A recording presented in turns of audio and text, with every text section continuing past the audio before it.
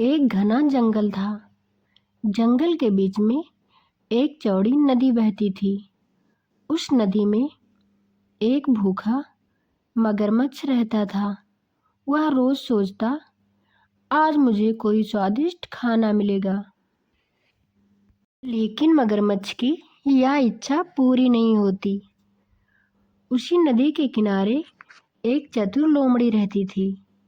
उसे नदी पार करके मीठे फल खाने थे, लेकिन नदी में मगरमच्छ होने की वजह से वह डरती थी।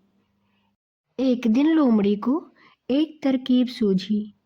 वह नदी के किनारे खड़ी होकर बोली, मगरमच्छ भाई, राजा शेर ने मुझे कहा है कि मैं नदी के सभी मगरमच्छ की गिनती करूं।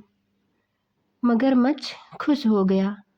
उसे लगा यह राजा का काम है।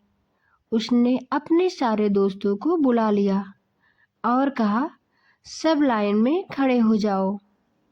लोमड़ी एक एक मगरमच्छ के पीठ पर चढ़ते हुए नदी पार करने लगी और गिनती करते हुए 1 2 3 4।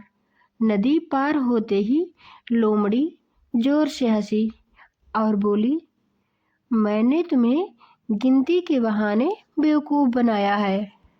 राजा शेर ने कुछ नहीं कहा है।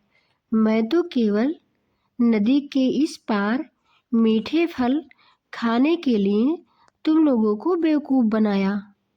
तब मगरमच्छ समझ गया कि लोमड़ी ने हम लोगों को बेवकूफ बनाया है और लोमड़ी आराम से फल खाकर खुश हो गई। इस कहानी से हमें यह सीख मिलती है कि समझदारी और दिमाग से बड़ी परेशानी हल हो सकती है। बिना सोचे किसी की बात पर भरोसा नहीं करना चाहिए।